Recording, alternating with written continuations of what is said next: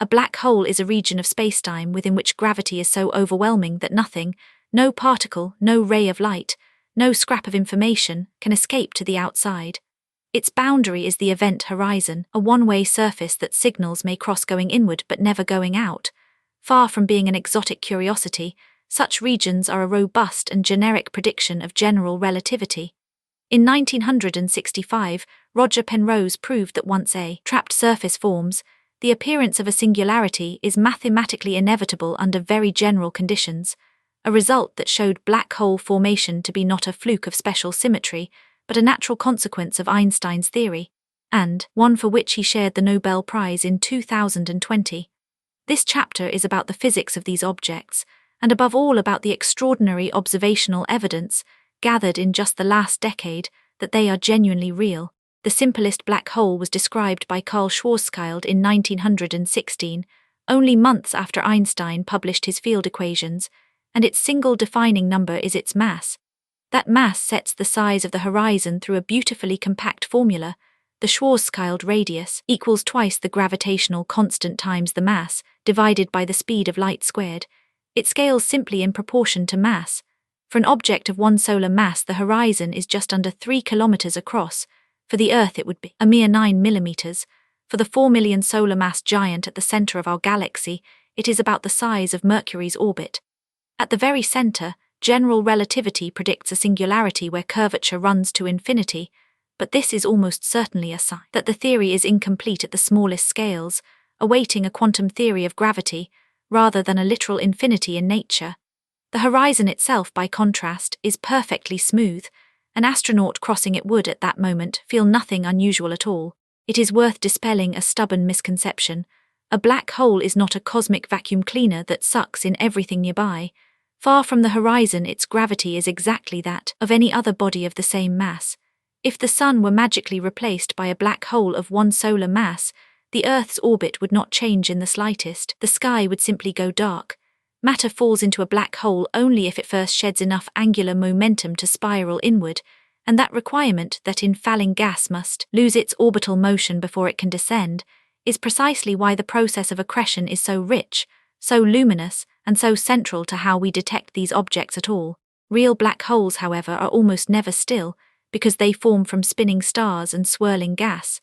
The relevant description is therefore not Schwarzschild's but the Kerr solution, found by Roy Kerr in 1963, which adds a second number. That spin runs from 0 up to a hard maximum, an absolute cosmic speed limit beyond which the horizon would vanish and expose the singularity, which nature forbids. Rotation warps the surroundings dramatically. It drags spacetime itself around with the whole, creating a region called the ergosphere in which nothing can possibly remain still, and from which, remarkably, rotational energy can be extracted, most likely powering the enormous jets that shoot from the hearts of galaxies. Spin also governs the innermost, stable circular orbit, the closest a particle can steadily circle before plunging in, which for a non-spinning hole lies at 3 times the horizon radius, but shrinks dramatically for a rapidly rotating one, setting the inner edge of any accretion disk. Underlying all of this is one of the most astonishing results in all of physics, the no-hair theorem. It states that a settled black hole is completely described by just 3 numbers that can be measured from outside: its mass, its spin, and its electric charge. Every other detail of whatever collapsed to make it, its chemistry, its shape, its magnetic field, the very books that might have fallen in, is radiated away or swallowed, leaving no trace whatever on the outside world. Since any real black hole quickly neutralizes its charge, astrophysical black holes are described by mass and spin alone, which makes them the simplest macroscopic objects in the entire universe. Confirming this, checking that real black holes match the Kerr prediction exactly, has become a central goal of modern observation. The most common black holes are the corpses of the most massive stars. A heavy star fuses ever heavier elements until it builds an inert core of iron, from which no more energy can be wrung, and once that core grows too heavy to support itself, it collapses catastrophically. For stars up to around 20 or 25 solar masses, the collapse rebounds as a supernova and leaves a neutron star. But for heavier stars, or when much of the star rains back down, not even the fierce resistance of packed neutrons can halt the fall. The core crosses the maximum mass a neutron star can bear and collapses without limit, and a black hole is born. Some massive stars are thought to vanish almost silently, imploding directly into a black hole with barely a flash, the star simply winking out of the sky. There is one sharp and beautiful prediction here: the pair instability mass gap. In the most massive stellar cores, temperatures grow so high that gamma rays begin converting into pairs of electrons and positrons, robbing the core of pressure and triggering a thermonuclear runaway that blows the entire star apart and leaves nothing behind at all. As a result, ordinary stellar collapse should produce essentially no black holes across a wide band of masses, roughly 50 to 130 times the Sun. This makes the gap a powerful diagnostic. Any black hole found squarely inside it cannot be a first-generation stellar remnant, and must instead have been built by the merger of smaller black holes, a signature that the gravitational wave catalogues are now actively hunting. Since a black hole emits no light of its own, almost everything we see comes from matter falling toward it. Because infalling gas carries angular momentum, it cannot drop straight in but settles into a swirling accretion disk, and within that disk turbulent and magnetic friction ferries angular momentum outward and lets matter drift inward, converting gravitational energy into heat and radiation as it goes. Accretion is, gram for gram, among the most efficient power sources in the cosmos. A non-spinning black hole releases about 6% of the rest mass energy of everything it swallows, and a maximally spinning one as much as 42%, compared with a mere 0.7% for the nuclear fusion that powers stars. This is why matter falling onto black holes lights up the X-ray sky, and why quasars, powered by accretion onto giant black holes, can outshine every star in their host galaxy combined. There is, though, a natural ceiling on this brilliance, the Eddington luminosity. As an accreting black hole shines ever more brightly, the outward push of its own radiation on the infalling plasma eventually balances the inward pull of gravity, and beyond that point the radiation blows the gas away and throttles its own fuel supply. This limit rises in simple proportion to the black hole's mass. It can be temporarily exceeded in special geometries, and such super-Eddington binges are increasingly invoked to explain how the earliest giant black holes grew so fast.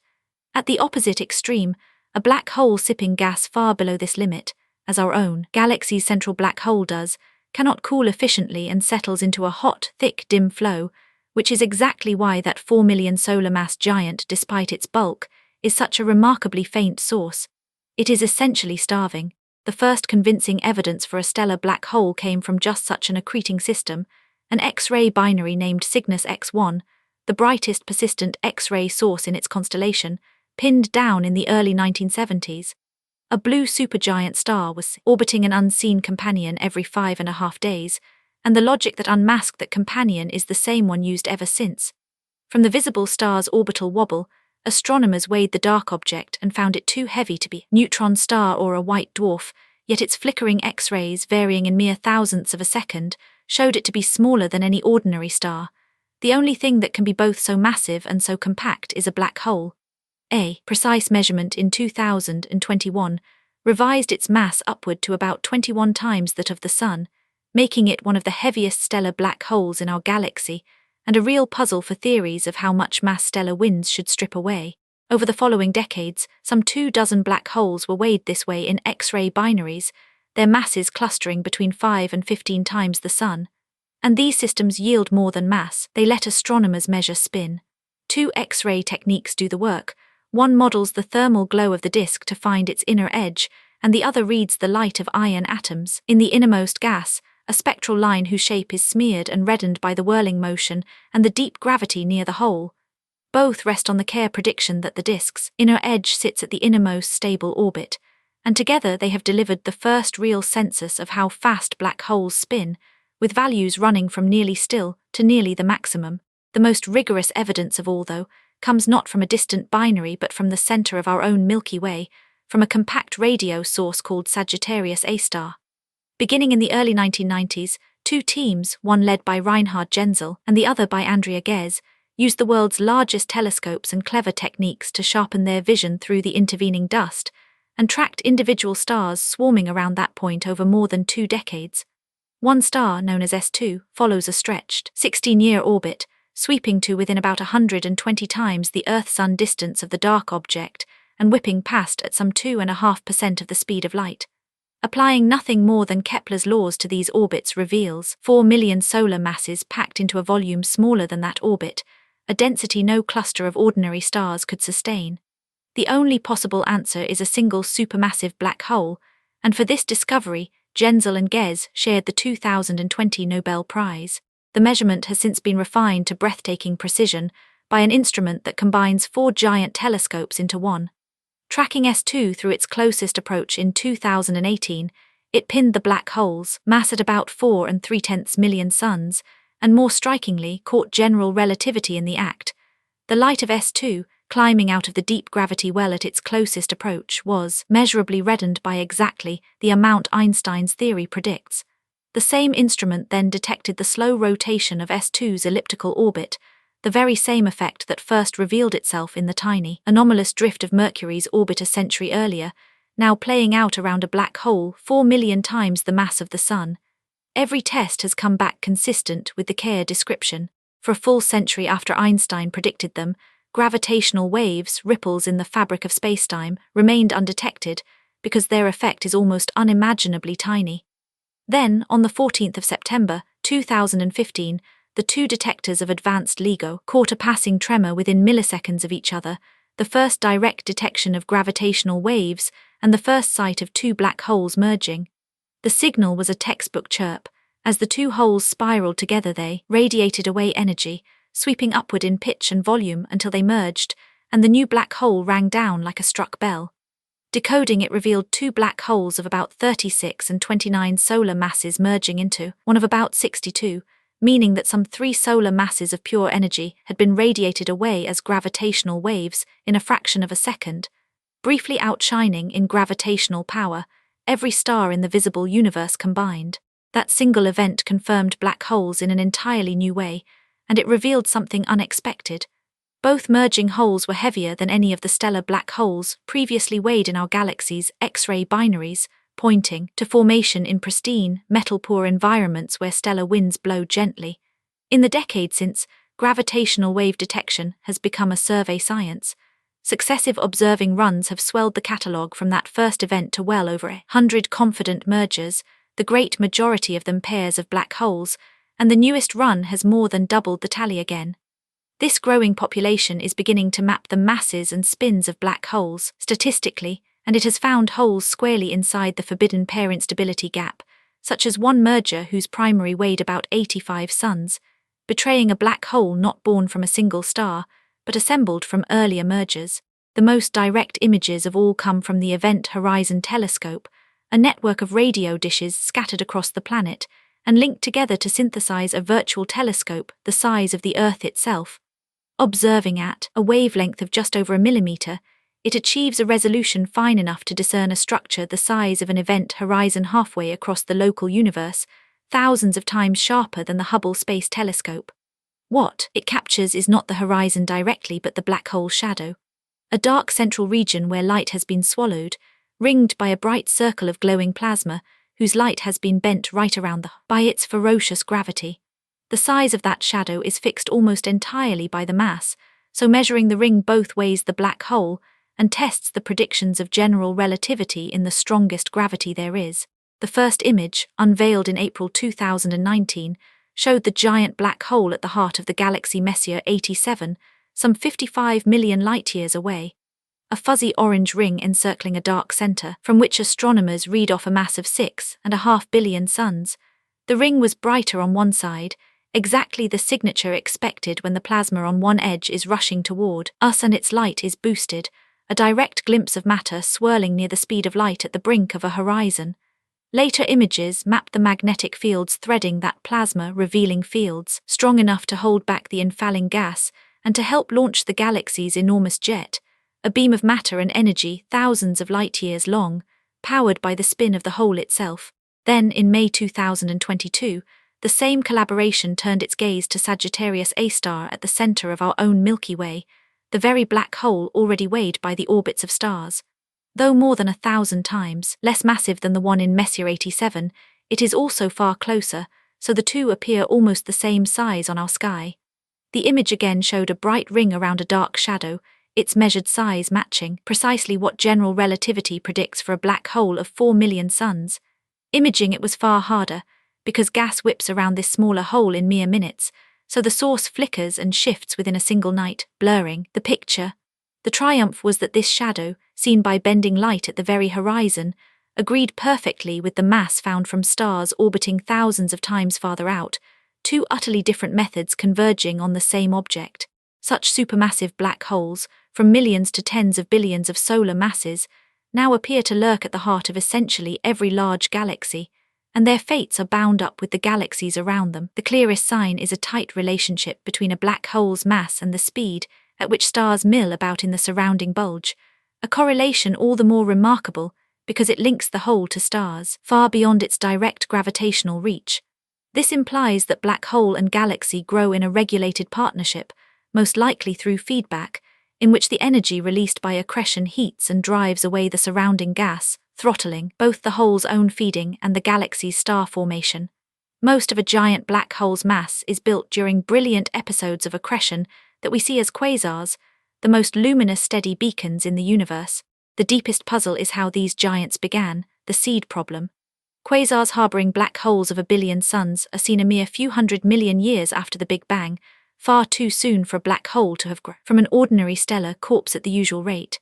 Either the earliest black holes gorged far faster than the Eddington limit normally allows, or they started from much heavier seeds, perhaps formed by the direct collapse of vast gas clouds into objects of tens of thousands of solar masses. The James Webb Space Telescope has sharpened this debate dramatically, finding in the young universe a galaxy whose central black hole rivals the mass of all its stars combined, a configuration that fits the heavy seed picture far better than the light one, alongside a whole population of mysterious compact red sources whose nature is being fiercely debated right now.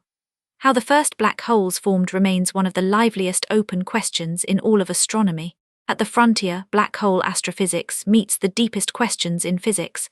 In the 1970s, Jacob Bekenstein and Stephen Hawking showed that a black hole behaves as a thermodynamic object, carrying an entropy proportional not to its volume, but to the area of its horizon, a strange and profound fact that seeded the modern idea that the information in any region may be encoded on its boundary. Hawking then showed that a black hole is not perfectly black. Quantum effects at the horizon make it glow with a faint thermal radiation at a temperature inversely proportional to its mass. For any real astrophysical black hole, this temperature is fantastically cold, far below the chill of empty space, so such holes absorb far more than they emit and only grow, and their evaporation, though inevitable in principle, would take a number of years with 67 digits. This Hawking radiation has never been detected, and it should be honestly flagged as firm theory but unconfirmed experiment.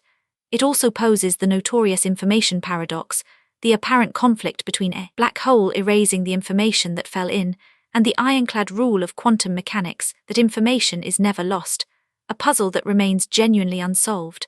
On firmer ground, the observations are racing ahead, and each method probes a different regime of gravity. The orbits of stars test it thousands of horizon radii out, the shadow imaged by the Event Horizon Telescope and the ringdown of merging black holes test it at the horizon itself, and arrays of pulsars scattered across the galaxy have lately found the first hints of a low cosmic hum of gravitational waves, most likely the murmur of countless supermassive black holes slowly merging across the universe, with future space-based detectors poised to hear such mergers directly. Together these methods are converging on a single, demanding test that every black hole in nature is described to the limit of our measurements by just the two numbers, mass and spin, that Einstein's theory allows. So far across X-ray binaries, gravitational wave mergers, the orbits of stars, and the shadows imaged at the edge of the horizon, that prediction has held perfectly, and the black hole has passed from the strangest speculation of theoretical physics to one of the best observed objects in the sky.